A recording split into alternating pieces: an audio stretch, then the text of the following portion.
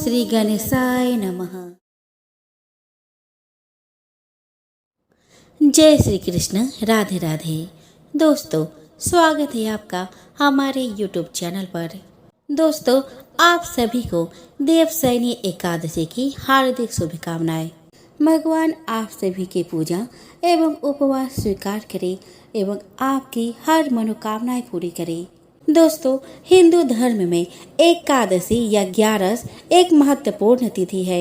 एकादशी व्रत की बड़ी महिमा है। एक ही दशा में रहते हुए अपने आराध्य देव का पूजन व वंदन करने की प्रेरणा देने वाला व्रत ही एकादशी व्रत कहलाता है। पद्म पुराण के अनुसार स्वयं महादेव ने नारद जी को उपदेश देते हुए कहा था कि एकादशी महान पुण्य देने वाली होती है। कहा जाता है कि जो मनुष्य एकादशी का व्रत रखता है उसके पितृ और पूर्वज को योनि को त्याग कर स्वर्ग लोक चले जाते हैं। प्रत्येक महीना में एकादशी 2 बार आती है, एक शुक्ल पक्ष के बाद और दूसरी कृष्ण पक्ष के बाद।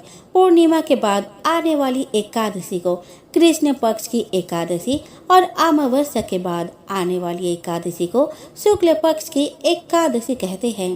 प्रत्येक पक्ष की एकादशी का अपना अलग महत्व है। वैसे तो हिंदू धर्म में ढेर सारे व्रत आदि किए जाते हैं, लेकिन इन सब में एकादशी का व्रत सबसे पुराना माना जाता है। हिंदू धर्म में इस व्रत की बहुत मान्यता है। पुराणों के अनुसार एकादशी को हरि दिन और हरिवासर के नाम से भी जाना जाता है। इस व्रत को वैष्णव और गैर वैष्णव दोनों ही समुदायों द्वारा मनाया जाता है। ऐसा कहा जाता है कि एकादशी व्रत हवन, यज्ञ, वैदिक कर्मकांड आदि से भी अधिक फल देता है। इस व्रत को रखने की एक मान्यता यह भी है कि इससे पूर्वज या पितरों को स्वर्ग की प्राप्ति होती है। स्कंद पुराण में भी एकादशी व्रत के महत्व के बारे में बताया गया है। जो भी व्यक्ति इस व्रत को रखता है उनके लिए एकादशी के दिन गेहूं, मसाले और सब्जियां आदि का सेवन वर्जित होता है। आइए दोस्तों, अब जान लेते हैं देवशयनी एकादशी व्रत के पूजा विधि के बारे में। तो दोस्तों, देवशयनी एकादशी के दिन दैनिक कार्यों से निवृत्त होकर स्नान करें। पूजा स्थल पर भगवान श्री विष्णु की मूर्ति की स्थापना करें तथा पंचामृत से भगवान के प्रतिमा को स्नान कराएं। इसके बाद पूर्ण श्रद्धा भाव के साथ भगवान विष्णु का ध्यान करें एवं फल, फूल, धूप, दीप से भगवान की पूजा करें। उसके बाद एकादशी व्रत कथा सुननी चाहिए एवं अंत में भगवान विष्णु की आरती करके प्रसाद बांटना चाहिए। देवशयनी एकादशी व्रत के दिन नमक का सेवन नहीं किया जाता है। आइए अब श्रवण करते हैं देवशयनी एकादशी की पावन पवित्र कथा का। देवशयनी एकादशी के पीछे पुराणों में एक कथा प्रचलित है। बहुत समय पहले की बात है। सूर्यवंशी कुल में मंधाता नाम का एक चक्रवर्ती राजा हुआ करता था। वह बहुत ही महान, प्रतापी, उदार तथा प्रजा का ध्यान रखने वाला राजा था। उस राजा का राज्य बहुत ही सुख समृद्ध था। धन धान्य भरपूर मात्रा में था। वहाँ की प्रजा राजा से बहुत अधिक प्रसन्न एवं खुशहाल थी, क्योंकि राजा अपने प्रजा का बहुत ध्यान रखता था। साथ ही वह धर्म के अनुसार सारे नियम करने वाला राजा था। एक समय की बात है, राजा के राज्य में बहुत लंबे समय तक वर्षा नहीं हुई, जिसके फलस्वरूप उसके राज्य में अकाल पड़ गया, जिससे कि राजा अत्यंत दुखी हो गया, क्योंकि उसकी प्रजा बहुत दुखी थी। राजा इस संकट से उबरना चाहता था। राजा चिंता में डूब गया और चिंता करने लगा कि उससे आखिर ऐसा कौन सा पाप हो गया है। राजा इस संकट से मुक्ति पाने के लिए कोई उपाय खोजने के लिए सैनिकों के साथ जंगल की ओर प्रस्थान करते हैं। राजा वन में कई दिनों तक भटकता रहा और फिर एक दिन अचानक से वह अंगिरा ऋषि के आश्रम जा पहुंचा। उन्हें अत्यंत व्याकुल देखकर अंगिरा ऋषि ने उनसे उनकी व्याकुलता का कारण पूछा। राजा ने ऋषि को अपनी और अपने राज्यवासियों की परेशानी का विस्तार पूर्वक वर्णन सुनाया। राजा ने ऋषि को बताया कि किस प्रकार उसके खुशहाल राज्य में अचानक अकाल पड़ गया। राजा ने ऋषि से निवेदन किया कि हे ऋषि मुनि, मुझे कोई ऐसा उपाय बताए जिससे कि मेरे राज्य में सुख समृद्धि पुनः लौट आए। ऋषि ने राजा की परेशानी को ध्यान पूर्वक सुना और कहा कि जिस प्रकार हम सब ब्रह्मदेव की उपासना करते हैं, किंतु सतयुग में वेद पढ़ने का तथा तपस्या करने का अधिकार केवल ब्राह्मणों को है, लेकिन आपके राज्य में एक शूद्र तपस्या कर रहा है। आपके राज्य में आज अकाल की दशा उसी कारण से है। यदि आप अपने राज्य को पूर्ववत खुशहाल दिखना चाहते हैं तो उस शूद्र की जीवन लीला समाप्त कर दीजिए। यह सुनकर राजा को बहुत अचंभा हुआ और राजा ने कहा कि हे ऋषि मुनि, आप यह क्या कह रहे हैं? मैं ऐसे किसी निर्दोष जीव की हत्या नहीं कर सकता। मैं एक निर्दोष की हत्या का पाप अपने सर नहीं ले सकता। मैं ऐसा अपराध नहीं कर सकता और ना ही ऐसे अपराध बोध के साथ जीवन भर जीवित रह सकता हूँ। आप मुझ पर कृपा करें और मेरी समस्या के समाधान के लिए कोई अन्य उपाय बताएं। ऋषि ने राजा को कहा कि यदि आप उस शूद्र की जीवन लीला समाप्त नहीं कर सकते तो मैं आपको दूसरा उपाय बता रहा हूँ। आप आषाढ़ मास के शुक्ल एकादशी को पूरे विधि विधान एवं पूर्ण श्रद्धा भक्ति के साथ व्रत रखें एवं पूजन आदि करें। राजा ने ऋषि की आज्ञा का पालन करते हुए अपने राज्य पुनः वापस आया और राजा एकादशी व्रत पूरे विधि विधान से किया, जिसके फल स्वरूप राजा के राज्य में वर्षा हुई, जिससे अकाल दूर हो जाता है और पूरे राज्य पहले की तरह हंसी खुशी रहने लगता है। ऐसा माना जाता है कि एकादशी व्रत सभी व्रतों में उत्तम होता है एवं इसकी कथा सुनने और सुनाने से भी पापों का नाश होता है। दोस्तों, माँ लक्ष्मी सुख, समृद्धि और धन की देवी है। जब एकादशी का व्रत किया जाता है तो माता लक्ष्मी की कहानी सुनकर व्रत को पूर्ण किया जाता है। लक्ष्मी माता की कहानी सुनने से सुख, समृद्धि और धन की प्राप्ति होती है। एकादशी के दिन विष्णु भगवान के साथ साथ माता लक्ष्मी की भी कथा सुनी जाती है। ऐसी मान्यता है कि इस दिन लक्ष्मी माता की सच्चे मन से आराधना करने से माँ लक्ष्मी उस पर अपनी कृपा बरसाती है। तो आइए दोस्तों, सुनते हैं लक्ष्मी माता की पावन कथा। एक गांव में एक साहूकार रहता था। साहूकार के एक बेटी थी। वह रोज पीपल सींचने जाती थी। पीपल के वृक्ष में से लक्ष्मी जी प्रकट होती थी और चली जाती थी। एक दिन लक्ष्मी जी ने साहूकार के बेटी से कहा, तू मेरी सहेली बन जा। तब लड़की ने कहा कि मैं अपने पिता से पूछकर कल आऊंगी। साहूकार की बेटी ने घर जाकर अपने पिता को सारी बात कह दी। तब उसके पिता बोले कि वह तो लक्ष्मी जी है, अपने को और क्या चाहिए, तो लक्ष्मी जी की सहेली बन जा। दूसरे दिन वह लड़की फिर गई। तब लक्ष्मी जी पीपल के पेड़ से निकल कर आई और कहा कि सहेली बन जा। तो लड़की ने कहा कि बन जाऊंगी और दोनों सहेली बन गई। लक्ष्मी जी ने उसको खाने का न्योता दिया। घर आकर लक्ष्मी जी ने माँ बाप को कहा कि मेरी सहेली ने मुझे खाने का न्योता दिया है। तब बाप ने कहा कि सहेली के जिम में जाइयो, पर घर को संभाल कर जाना। तब वह लक्ष्मी जी के यहाँ जिम में गई तो लक्ष्मी जी ने उसे साला दुसाला ओढ़ने के लिए दिया, रुपये दिए, सोने की चौकी, सोने की थाली में 36 प्रकार का भोजन करा दिया। जिम कर जब वह जाने लगी तो लक्ष्मी जी ने पल्ला पकड़ लिया और कहा कि मैं भी तेरे घर जिम में जाऊंगी। तो उसने कहा कि आ जाइयो। वह घर जाकर चुपचाप बैठ गई। तब बाप ने पूछा कि बेटी सहेली के यहाँ जिम कर आ गई और तू उदास क्यों बैठी है? तो उसने कहा कि पिताजी, मेरे को लक्ष्मी जी ने इतना दिया, अनेक प्रकार के भोजन कराए, परंतु मैं कैसे जिमाऊंगी? अपने घर में तो कुछ भी नहीं है। तब उसके पिता ने कहा कि गोबर के मिट्टी से चौका लगाकर घर की सफाई कर ले। 4 मुख वाला दिया जलाकर लक्ष्मी जी का नाम लेकर रसोई में बैठ जाना। लड़की सफाई करके लड्डू लेकर बैठ गई। उसी समय एक रानी नहा रही थी।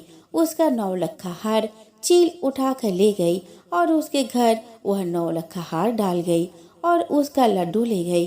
बाद में वह हार को तोड़कर बाजार में गई और सामान लाने लगी तो सुनार ने पूछा कि क्या चाहिए। तब उसने कहा कि सोने की चौकी, सोने का थाल, साल दुसाला दे दे, मोहर दे और सामग्री दे, 36 प्रकार का भोजन हो जाए इतना सामान दे। सारी चीजें लेकर बहुत तैयारी करी और रसोई बनाई।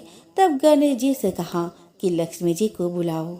आगे आगे गणेश जी और पीछे पीछे लक्ष्मी जी आई। उसने फिर चौकी डाल दी और कहा, सहेली चौकी पर बैठ जा। तो लक्ष्मी जी ने कहा कि सहेली, चौकी पर तो मैं राजा रानी के यहाँ भी नहीं बैठी, किसी के भी वहाँ नहीं बैठी। तो उसने कहा, मेरे यहाँ तो बैठना पड़ेगा। फिर लक्ष्मी जी चौकी पर बैठ गई। तब उसने बहुत खातिर की, जैसे लक्ष्मी ने करी थी वैसे ही उसने करी। लक्ष्मी जी उस पर खुश हो गई। घर में खूब रुपया और लक्ष्मी हो गई। साहूकार की बेटी ने कहा कि मैं अभी आ रही हूँ, तुम यहीं बैठी रहना, और वह चली गई। लक्ष्मी जी गई नहीं और चौकी पर बैठी रही। उसको बहुत दौलत दी। हे लक्ष्मी जी, जैसा तुमने साहूकार की बेटी को दिया वैसा सबको देना। कहानी कहते सुनते और हुंकारा भरते अपने सारे परिवार को दियो। पीहर में देना, ससुराल में देना, बेटे पोते को देना। हे लक्ष्मी माता, सबका कष्ट दूर करना, दरिद्रता दूर करना, सबकी मनोकामना पूर्ण करना। दोस्तों, महर्षि वेद व्यास ने महाभारत की कहानी को 18 खंडों में संकलित किया था। युद्ध के पश्चात भी बहुत कुछ ऐसा रह गया जिसके विषय में जानना बहुत जरूरी है। 18 दिन चले महाभारत के युद्ध में रक्तपात के सिवाय कुछ हासिल नहीं हुआ। इस युद्ध में कौरवों के समस्त कुल का नाश हुआ। साथ ही 5 पांडव को छोड़कर पांडव कुल के अधिकांश लोग मारे गए। लेकिन इस युद्ध के कारण युद्ध के पश्चात एक और वंश का खात्मा हो गया और वह था श्री कृष्ण का यदुवंश। महाभारत कौरव और पांडवों के बीच हुए युद्ध का वह रूप है जिसने कुरुक्षेत्र की मिट्टी तक लाल कर दी थी। कहा जाता है कि इस भयंकर युद्ध में इतने लोगों ने अपनी जान गंवाई थी कि आज भी उनके लहू से कुरुक्षेत्र की मिट्टी का रंग लाल ही है। महर्षि वेद व्यास ने महाभारत की कहानी को 18 खंडों में संकलित किया था। कुरुक्षेत्र का युद्ध इस ग्रंथ का सबसे बड़ा भाग है। लेकिन युद्ध के पश्चात भी बहुत कुछ ऐसा रह गया जिनके विषय में जानना बहुत जरूरी है, जिनमें भगवान श्री कृष्ण की मृत्यु और द्वारका की नदी पर समा जाने की घटना अत्यंत महत्वपूर्ण है। मौसल पर्व 18 पर्व में से एक है जो 8 अध्यायों का संकलन है। इस पर्व में भगवान कृष्ण के मानव रूप को छोड़ना और उनकी मृत्यु के पश्चात उनकी नगरी द्वारका के साथ घटी घटना का वर्णन है। तो आइए जानते हैं क्या छिपा है मौसल पर्व की कहानी के भीतर। यह घटना कुरुक्षेत्र के युद्ध के 35 साल बाद की है। कृष्ण की द्वारका नगरी बहुत शांत और खुशहाल थी, जहाँ युवाओं के भीतर चंचलता बड़ी ही सामान्य थी और वे सभी लोग भोग विलास में लिप्त रहते थे। एक बार कृष्ण के पुत्र सांब को एक शरारत सूझी। स्त्री का वेश लेकर वह अपने दोस्तों के साथ ऋषि विश्वामित्र, दुर्वासा, वशिष्ठ और नारद से मिलने गया।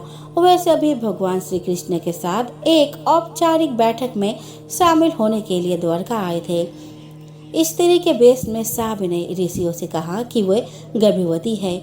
वे उसे यह बताए कि उसके गर्भ में बच्चे का लिंग क्या है।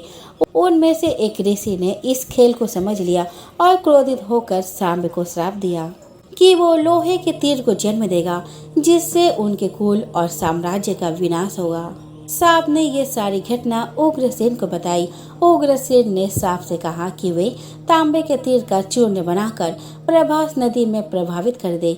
इस तरह उन्हें उस श्राप से छुटकारा मिल जाएगा। सांबा ने सब कुछ उग्रसेन के कहे अनुसार ही किया। साथ ही उग्रसेन ने यह भी आदेश दिया कि यादव राज्य में किसी भी प्रकार की नशीली सामग्रियों का ना तो उत्पादन किया जाएगा और ना ही वितरण किया जाएगा। इस घटना के बाद द्वारिका के लोगों ने विभिन्न अशुभ संकेतों का अनुभव किया। सुदर्शन चक्र, कृष्ण के शंख, उनके रथ और बलराम के हल का अदृश्य हो जाना, अपराधों और पापों में बढ़ोतरी होना, लाज धर्म जैसी चीजों का समाप्त हो जाना, चारों ओर अपराध, अमानवीयता और पाप का साया था। बुजुर्गों और गुरुओं का असम्मान, निंदा, द्वेष जैसी भावनाओं में उल्लेखनीय बढ़त आदि सब द्वारका के लोगों का जीवन बन गया था। ये सब देखकर भगवान कृष्ण परेशान हो गए और उन्होंने अपनी प्रजा से प्रभास नदी के तट पर जाकर तीर्थ यात्रा कर अपने पापों से मुक्ति पाने को कहा। सभी ने ऐसा ही किया, परंतु जब सभी यादव प्रभास नदी के किनारे पहुँचे तो वहाँ जाकर सभी मदिरा के नशे में चूर होकर भोग विलास में लिप्त हो गए। मदिरा के नशे में चूर सात्यकी कृतवर्मा के पास पहुंचा और अश्वत्थामा को मारने की साजिश रचने और पांडव सेना के सोते हुए सिपाहियों की हत्या करने के लिए उसकी आलोचना करने लगा। वही कृतवर्मा ने भी सात्यकी पर आरोप बढ़ने शुरू कर दिया। बहस बढ़ती गई और इसी दौरान सात्यकी के हाथ से कृतवर्मा की हत्या हो गई। कृतवर्मा की हत्या करने के अपराध में अन्य यादव ने मिलकर सात्यकी को मौत के घाट उतार दिया। जब कृष्ण को इस बात का पता चला तो वे वहां प्रकट हुए और एरका घास को हाथ में उठा लिया। यह घास एक छड़ में परिवर्तित हो गई, जिससे श्री कृष्ण ने दोषियों को सजा दी। मदिरा के नशे में चूर सभी ने घास को अपने हाथ में उठा लिया और सभी के हाथ में मौजूद वो घास लोहे की छड़ बन गई, जिससे सभी लोग आपस में भिड़ गए और एक दूसरे को मारने लगे। बब्रू, दारुक और भगवान कृष्ण के अलावा अन्य सभी लोग मारे गए। यदु वंश के नाश के बाद कृष्ण के ज्येष्ठ भाई बलराम समुद्र तट पर बैठ गए और एकाग्रचित होकर परमात्मा में लीन हो गए। इस प्रकार शेषनाग के अवतार बलराम जी ने देह त्यागा और स्वधाम चले गए। लोहे के छड़ का चूर्ण एक मछली ने निगल लिया और वह उसके पेट में जाकर धातु का एक टुकड़ा बन गया। जीरो नामक शिकारी ने उस मछली को पकड़ा और उसके शरीर से निकले धातु के टुकड़े को नुकीला कर तीर का निर्माण किया। कृष्ण वन में बैठे ध्यान में लीन थे। जीरो को लगा कि वह कोई हिरण है। उसने कृष्ण पर तीर चला दिया, जिससे श्री कृष्ण की मृत्यु हुई। कुछ समय बाद अर्जुन मदद के लिए द्वारका पहुँचे और कृष्ण की मृत्यु की खबर पाकर अत्यंत दुखी हो गए। कृष्ण के जाने के बाद द्वारका में उनकी 16,000 रानियों, कुछ महिलाएं, वृद्ध और बालक ही शेष रह गए। ये सभी इंद्रप्रस्थ की ओर रवाना होने लगे। इसके बाद उस क्षेत्र में सभी देवता और स्वर्ग की अप्सराएं, यक्ष, किन्नर, गंधर्व आदि आए और उन्होंने श्री कृष्ण की आराधना की। आराधना के बाद श्री कृष्ण ने अपने नेत्र बंद के लिए वे सशरीर ही अपने धाम को लौट गए। महाभारत युद्ध के समाप्ति के बाद जब युधिष्ठिर का राज तिलक हो रहा था, तब कौरव के माता गंधारी ने महाभारत युद्ध के लिए श्री कृष्ण को दोषी ठहराते हुए श्राप दिया कि जिस प्रकार कौरव के वंश का नाश हुआ, ठीक उसी प्रकार यदु वंश का भी नाश होगा। मृत्यु के समय वह संभवतः 100 वर्ष के कुछ ऊपर के थे। कृष्ण के देहांत के बाद द्वापर युग का अंत और कलि युग का आरंभ हुआ। श्री कृष्ण के अंत का इतिहास वास्तव में यादव गणतंत्र के अंत का इतिहास है। कृष्ण के बाद उनके प्रपौत्र बर्ज यदुवंश के उत्तराधिकारी हुए। पुराणों के अनुसार वे मथुरा आए और इस नगर को उन्होंने अपना केंद्र बनाया। कहीं कहीं उन्हें इंद्रप्रस्थ का शासक कहा गया है। श्रीमद् भागवत महापुराण के अनुसार श्री सुखदेव जी कहते हैं, बलराम जी ने समुद्र तट पर बैठकर एकाग्र चित्त से परमात्मा चिंतन करते हुए अपने आत्मा को आत्म स्वरूप में ही स्थिर कर लिया और मनुष्य शरीर छोड़ दिया। जब भगवान श्री कृष्ण ने देखा कि मेरे बड़े भाई बलराम जी परम पद में लीन हो गए, तब वे एक पीपल के पेड़ के तले जाकर चुपचाप धरती पर ही बैठ गए। भगवान श्री कृष्ण ने उस समय अपनी अकांति से दीप्यवान चतुर्भुज रूप धारण कर रखा था और धूम से रहित अग्नि के समान दिशाओं को अंधकार रहित प्रकाशमान बना रहे थे। वर्षा कालीन मेघ के समान सावले शरीर से तपे हुए सोने के समान ज्योति निकल रहे थे। वक्ष स्थल पर त्रिवर्ष का चिन्ह शोभायमान था। वे रेशमी पीताम्बर के धोती और वैसा ही दुपट्टा धारण किए हुए थे। बड़ा ही मंगलमय रूप था। मुख कमल पर सुंदर मुस्कान और कपोलों पर नीली नीली अलके बड़ी ही सुहावनी लगती थी। कमल के समान सुंदर सुंदर एवं सुकुमार नेत्र थे। कानों में मकराकृत कुंडल झिलमिला रहे थे। कमर में करधनी, कंधे पर यज्ञोपवीत, माथे पर मुकुट, कलाइयों में कंगन, बाहों में बाजूबंद, वक्षस्थल पर हार, चरणों में नुपुर, अंगुलियों में अंगूठियां और गले में कौस्तुभमणि शोभायमान हो रही थी। घुटनों तक बनमाला लटकी हुई थी। शंख, चक्र, गदा आदि आयुध मूर्तिमान होकर प्रभु की सेवा कर रहे थे। उस समय भगवान अपने दाहिने जांघ पर बाएं चरण रखकर बैठे हुए थे। लाल लाल तलवार रक्त कमल के समान चमक रहा था। परीक्षित जरा नाम का एक बहेलिया था। उसने मूसल के बचे हुए टुकड़े से अपने वाण का गासी बना ली थी, जो दूर से भगवान का लाल लाल तलवार हरिण के मुख के समान जान पड़ा। उसने उसे सचमुच हरिण समझकर उसने उसे बाढ़ से बांध दिया। जब वह पास आया तो उसने देखा कि अरे, यह तो चतुर्भुज पुरुष है। अब तो वह अपराध कर चुका था, इसीलिए डर के मारे कांपने लगा और दैत्य दलन भगवान श्री कृष्ण के चरणों पर सिर रखकर धरती पर गिर गया। उसने कहा कि हे मधुसूदन, मैंने अनजान में यह पाप किया है। सचमुच मैं बहुत बड़ा पापी हूँ, परंतु आप परम में सस्वी और निर्विकार है। आप कृपा करके मेरा अपराध क्षमा कीजिए। सर्वव्यापक सर्वशक्तिमान प्रभु, महात्मा लोग कहा करते हैं कि आपके स्मरण मात्र से मनुष्य का अज्ञान अंधकार नष्ट हो जाता है। बड़े खेद की बात है कि मैंने स्वयं आपका ही अनिष्ट कर दिया। वैकुंठनाथ, मैं निरपराध हरिणों को मारने वाला महापापी हूँ। आप मुझे अभी अभी मार डालिए, क्योंकि मर जाने पर मैं फिर कभी आप जैसे महापुरुषों का ऐसा अपराध न करूँगा। भगवान, संपूर्ण विद्याओं के पारदर्शी ब्रह्मा जी और उनके पुत्र रुद्र आदि भी आपकी योग माला का विलास नहीं समझ पाते, क्योंकि उनकी दृष्टि भी आपकी माला से आवृत है। ऐसी अवस्था में हमारे जैसे पाप योनि लोग उसके विषय में कह ही क्या सकते हैं।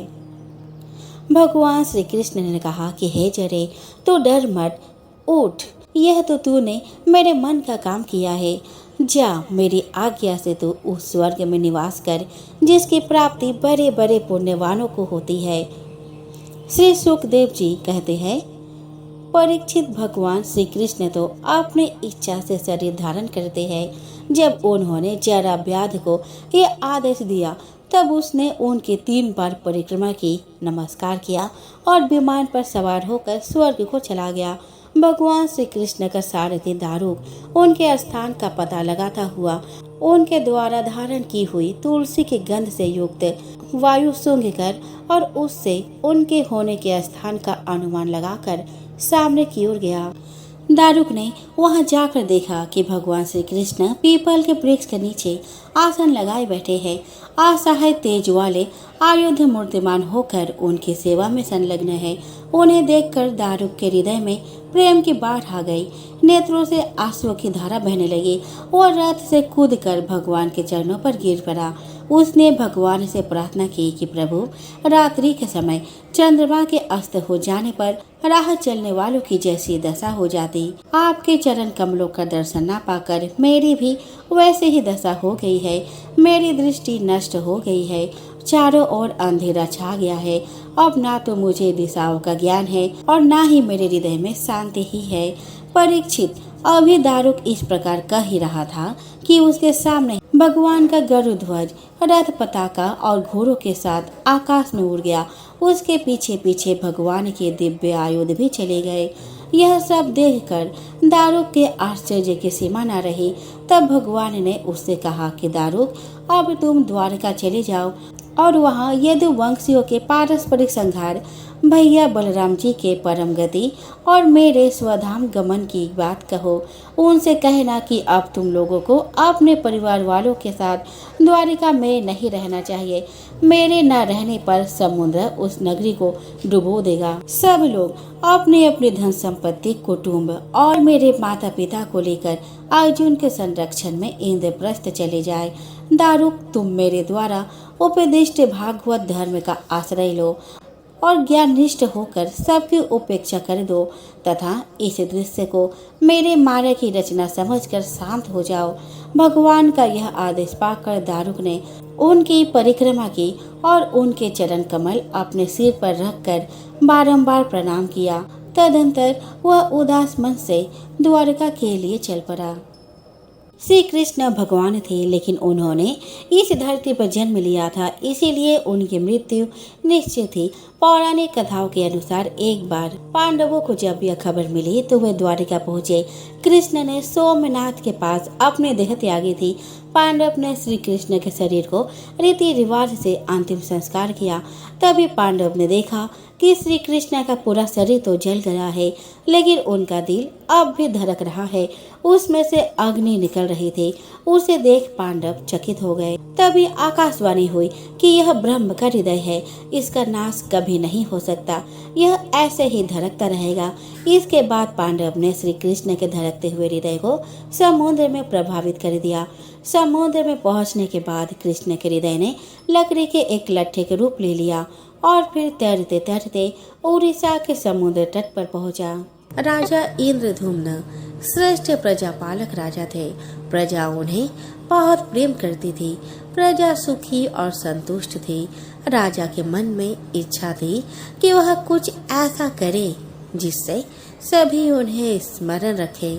देवयोग से इंद्रधुम्न के मन में एक अज्ञात कामना प्रकट हुई कि वह ऐसी मंदिर का निर्माण कराए जैसा दुनिया में कहीं और न हो। इंद्रधुम्न ने विचारने लगे कि आखिर उनके मंदिर में किस देवता की मूर्ति स्थापित करें। राजा के मन में यही इच्छा और चिंतन चलने लगा। एक रात इसी पर गंभीर चिंतन करते वह सो गए। नींद में राजा ने एक सपना देखा। सपने में उन्हें एक देववाणी सुनाई पड़ी। इंद्रधुम्न ने सुना, राजा तुम पहले नए मंदिर का निर्माण आरंभ करो, मूर्ति विग्रह की चिंता छोड़ दो। उचित समय आने पर तुम्हें स्वयं राह दिखाई पड़ेगी। राजा नींद से जाग उठे।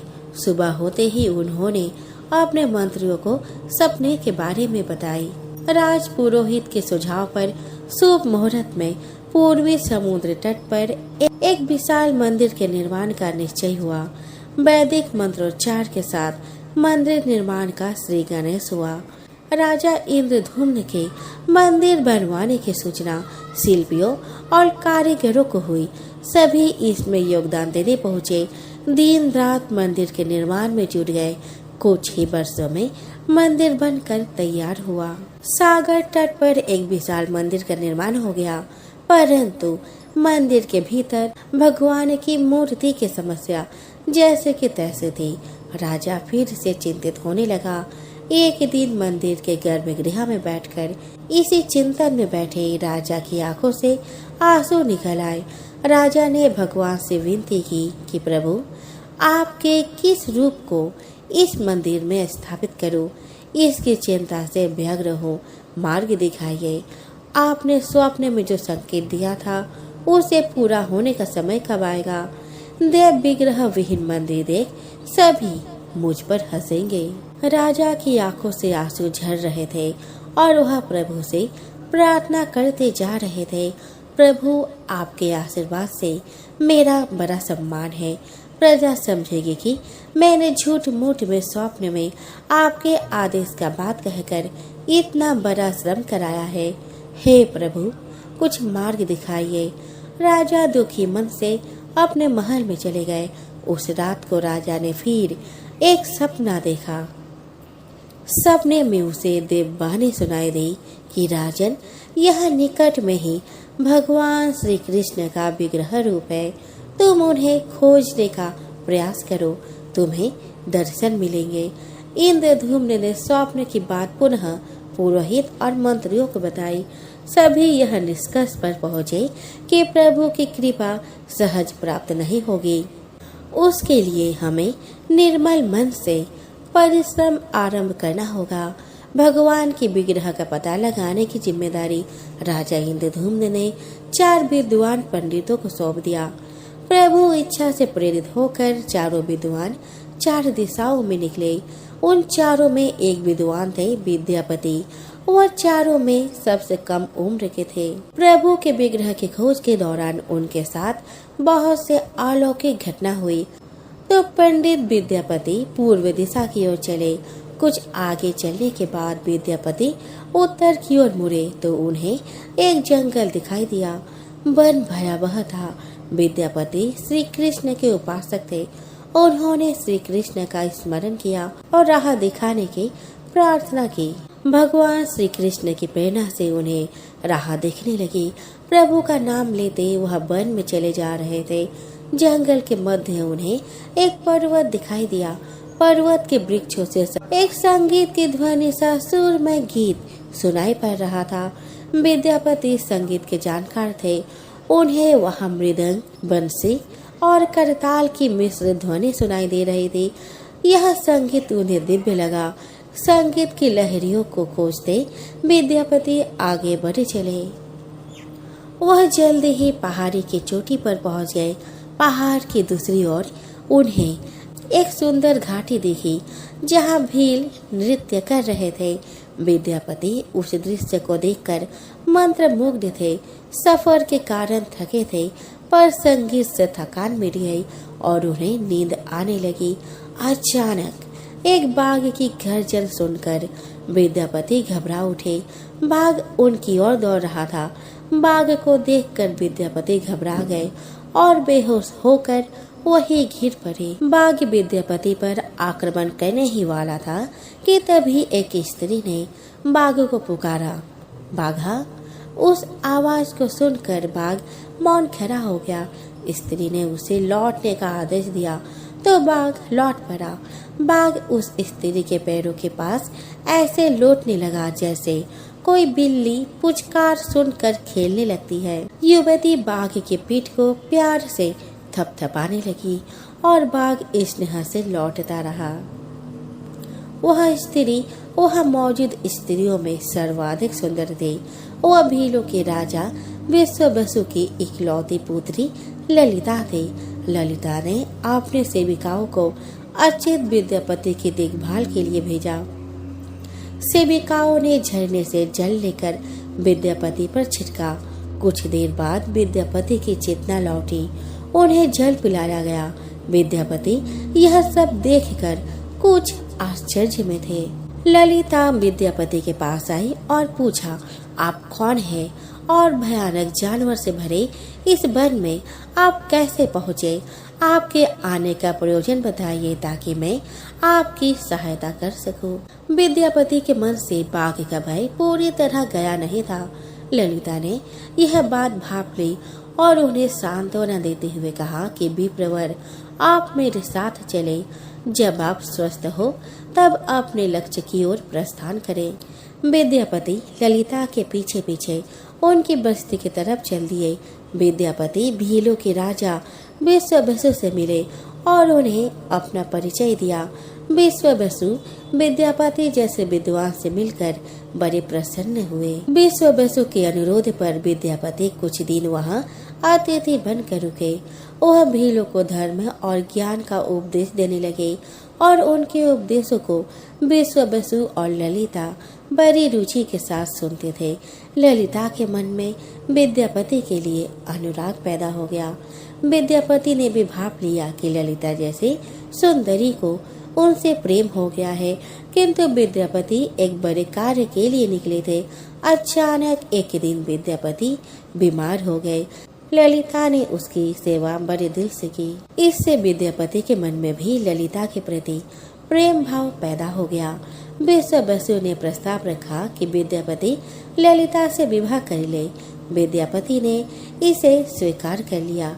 कुछ दिन दोनों के सुखमय बीते। ललिता से विवाह करके विद्यापति प्रसन्न तो था, पर जिस महत्वपूर्ण कार्य के लिए वो आए थे वह अधूरा था। यही चिंता उन्हें बार बार सताती थी। इस बीच विद्यापति को एक विशेष बात पता चली। विश्ववसु हर रोज सवेरे उठकर कहीं चला जाता था और सूर्योदय के बाद ही लौटता था। कितनी भी विकट स्थिति हो, उसका यह नियम कभी नहीं टूटता था। विश्ववसु इस व्रत पर विद्यापति को आश्चर्य हुआ। उनके मन में इस रहस्य को जानने की इच्छा हुई। आखिर विश्व बसु जाता कहाँ है? एक ही दिन विद्यापति ने ललिता से इस संबंध में पूछा। ललिता यह सुनकर सहम गई। आखिर वह क्या रहस्य है? विद्यापति ने ललिता से उसके पिता द्वारा प्रतिदिन सुबह किसी अज्ञात स्थान पर जाने और सूर्योदय के पूर्व लौट आने का रहस्य पूछा। विश्व बसु का नियम किसी हाल में नहीं टूटता था, चाहे कितनी भी विकट स्थिति हो। ललिता के सामने धर्म संकट आ गया। वह पति की बात को ठुकरा नहीं सकती थी, लेकिन पति जो पूछ रहा था वह उसके वंश के गोपनीय परंपरा से जुड़ी बात थी, जिसे खोलना संभव नहीं था।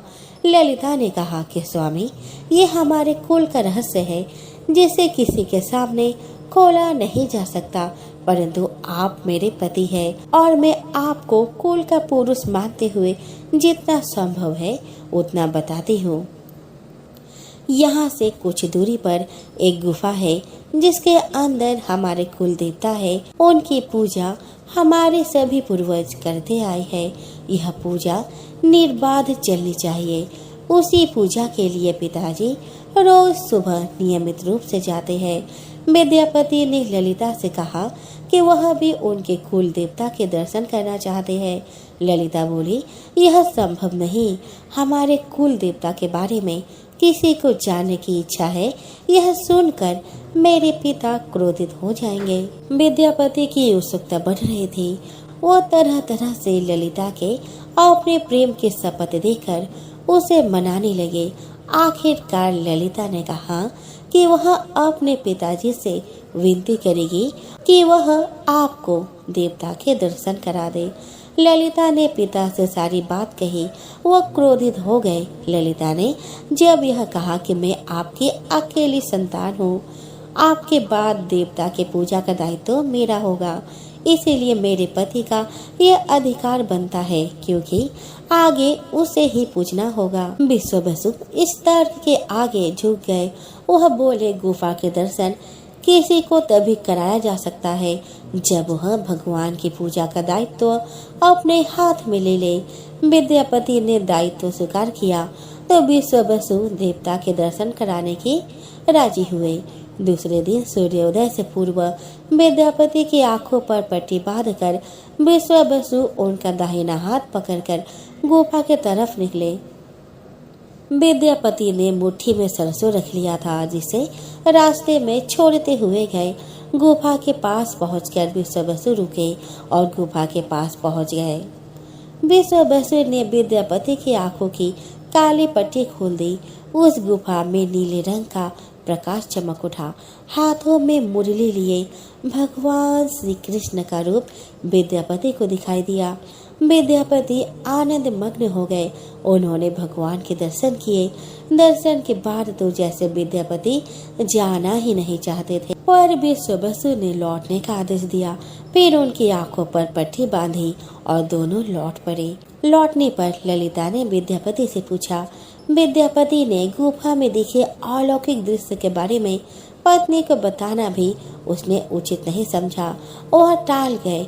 यह तो जानकारी हो चुकी थी कि विश्व बसु श्री कृष्ण की मूर्ति की पूजा करते हैं। विद्यापति को आभास हो गया कि महाराज ने स्वप्न में जिस प्रभु विग्रह के बारे में देववाणी सुनी थी, वह इसी मूर्ति के बारे में थी। विद्यापति विचार करने लगे कि किसी तरह इस मूर्ति को लेकर राजधानी पहुंचना होगा।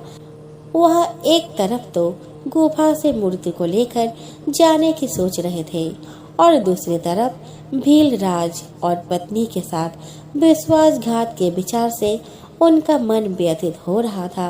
विद्यापति धर्म अधर्म के बारे में सोचता रहा। फिर विचार आया कि यदि विश्व बसु ने सचमुच उस पर विश्वास किया होता तो आंखों पर पट्टी बांधकर गुफा तक नहीं ले जाता। इसीलिए उसके साथ विश्वासघात का प्रश्न नहीं उठता। उसने गुफा से मूर्ति चुराने का मन बना लिया। विद्यापति ने ललिता से कहा कि वह अपने माता पिता के दर्शन करने के लिए जाना चाहता है। वे उसे लेकर परेशान होंगे। ललिता भी साथ चलने को तैयार हुई, पर विद्यापति ने यह कहकर समझा दिया कि वह शीघ्र ही लौटेगा और उसे लेकर जाएगा। ललिता मान गई। विश्ववसु ने उसके लिए घोड़े का प्रबंध किया। अब तक सरसों के दाने से पौधे निकल आए थे। उनको देखता विद्यापति गुफा की तरफ पहुंच गया। उसने भगवान की स्तुति की और क्षमा प्रार्थना के बाद उनकी मूर्ति उठाकर झोले में रख ली। शाम तक वह राजधानी पहुंच गया और सीधा राजा के पास गया। उसने दिव्य प्रतिमा राजा को सौंप दी और पूरी कहानी सुनाई। राजा ने बताया कि उसने कल एक सपना देखा कि सुबह सागर में एक कुंदा बहकर आएगा। उस कुंदे की नक्काशी करवाकर भगवान की मूर्ति बनवा लेना, जिसका अंश तुम्हें प्राप्त होने वाला है। वह भगवान श्री विष्णु का स्वरूप होगा। तुम जिस मूर्ति को लाए हो वह भी भगवान विष्णु का ही अंश है। दोनों आश्वस्त थे कि उनकी तलाश पूरी हो गई है। राजा ने कहा कि जब भगवान द्वारा भेजी लकड़ी से हम इस प्रतिमा का बड़ा स्वरूप बना लेंगे, तब तुम अपने ससुर से मिलकर उन्हें मूर्ति वापस कर देना। उनके कुल देवता का इतना बड़ा विग्रह एक भव्य मंदिर में स्थापित देखकर उन्हें खुशी ही होगा। दूसरे दिन सूर्योदय से पूर्व राजा विद्यापति और मंत्रियों को लेकर सागर तट पर पहुंचा। स्वप्न के अनुसार एक बड़ा कुंदा पानी में बहकर आ रहा था। सभी उसे देखकर प्रसन्न हुए। 10 नावों पर बैठकर राजा के सेवक उस कुंदे को खींचने पहुंचे। मोटी मोटी रस्सियों से कुंदे को बांधकर खींचा जाने लगा, लेकिन कुंदा टस से मस नहीं हुआ। और लोग भेजे गए, लेकिन सैकड़ों लोग और नावों का प्रयोग करके भी कुंदे को हिलाना तक नहीं जा सका। राजा का मन उदास हो गया। सेनापति ने एक लंबी सेना कुंदे को खींचने के लिए भेज दी। सारे सागर में सैनिक ही सैनिक नजर आने लगे, लेकिन सभी मिलकर कुंदे को अपने स्थान से हिला तक न सके। सुबह से रात हो गई। अचानक राजा ने काम रोकने का आदेश दिया। उसने विद्यापति को अकेले में ले जाकर कहा कि वह समस्या का कारण जान गया है। राजा के चेहरे पर संतोष के भाव थे। राजा ने विद्यापति को गोपनीय रूप से कहीं चलने की बात कही। राजा इंद्रधूम्न ने कहा कि अब भगवान का विग्रह बन जाएगा, बस एक काम करना होगा। राजा इंद्रधूम्न को भगवान की प्रेरणा से समझ में आने लगा कि आखिर प्रभु के विग्रह के लिए जो लकड़ी का कुंदा पानी में बहकर आया है वह हिल डुल भी क्यों नहीं रहा। राजा ने विद्यापति को बुलाया और कहा, तुम जिस दिव्य मूर्ति को अपने साथ लाए हो उसकी अब तक जो पूजा करता आया था उससे तुरंत भेंट करके क्षमा मांगनी होगी। बिना उसके स्पर्श किए यह कुंदा आगे नहीं बढ़ सकेगा। राजा इंद्रधूम्न और विद्यापति विश्ववसु से मिलने पहुँचे। राजा ने पर्वत की चोटी से जंगल को देखा तो उसकी सुंदरता को देखता ही रह गया। दोनों भीलों की बस्ती की ओर चुपचाप चलते रहे। इधर विश्ववसु अपने नियमित दिनचर्या के हिसाब से गुफा में अपने कुल देवता की पूजा के लिए चले। वहाँ प्रभु की मूर्ति गायब देखी तो वो समझ गए कि उनके दामाद ने ही यह छल किया है। विश्ववसु पीड़ा से भरा घर के आंगन में पछाड़ खाकर गिर गए। ललिता अपने पति द्वारा किए विश्वासघात से दुखी थी और स्वयं को इसका कारण मान रहे थे। पिता पुत्री दिन भर विलाप करते रहे। उन दोनों ने अन्न का एक दाना भी न छुआ। अगली सुबह विश्ववसु उठे और सदा की तरह अपने दिनचर्या का पालन करते हुए गुफा की तरफ निकले। वह जानते थे कि प्रभु का विग्रह वहाँ नहीं है, फिर भी उनके पैर गुफा की ओर खींचे चले जा रहे थे। विश्ववसु के पीछे ललिता और रिश्तेदार भी चले। विश्ववसु गुफा के भीतर पहुँचे जहाँ भगवान की मूर्ति होती थी। उस चट्टान के पास खड़े होकर हाथ जोड़कर खड़े रहे, फिर उस चट्टान पर गिर गए और बिलख बिलख कर रोने लगे। उनके पीछे प्रजा भी रो रही थी। एक भील युवक भागता हुआ गुफा के पास आया और बताया कि उसने महाराज और उसके साथ विद्यापति को बस्ती की ओर आते देखा है। यह सुनकर सब चौंक उठे। विश्ववसु राजा के स्वागत में गुफा से बाहर आए, लेकिन उनकी आंखों में आंसू थे। राजा इंद्रधूम्न विश्व बसु के पास आए और उन्हें अपने हृदय से लगा लिया। राजा बोले कि भीलराज, तुम्हारे कुल देवता की प्रतिमा का चोर तुम्हारा दामाद नहीं, मैं हूँ। उसने तो अपने महाराज के आदेश का पालन किया। यह सुनकर सब चौंक उठे।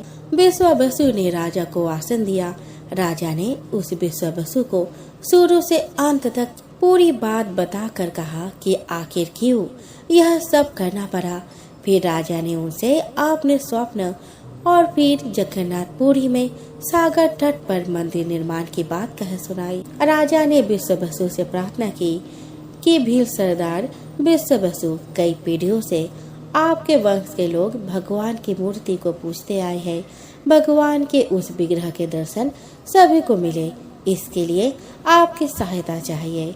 ईश्वर द्वारा भेजे गए लकड़ी के कुंदे से बनी मूर्ति के भीतर हम इस दिव्य मूर्ति को सुरक्षित रखना चाहते हैं। आपने कुल की प्रतिमा को पुरी के मंदिर में स्थापित करने की अनुमति दो। उस कुंदे को तुम स्पर्श करोगे तभी वह हिलेगा। विश्व बसु राजी हो गए। तब सब परिवार विश्व बसु को लेकर सागर तट पर पहुँचे। विश्व बसु ने कुंदे को छुआ। छूते ही कुंदा अपने आप तैरता हुआ किनारे पर आ गया। राजा के सेवकों ने उस कुंदे को राजमहल में पहुंचा दिया।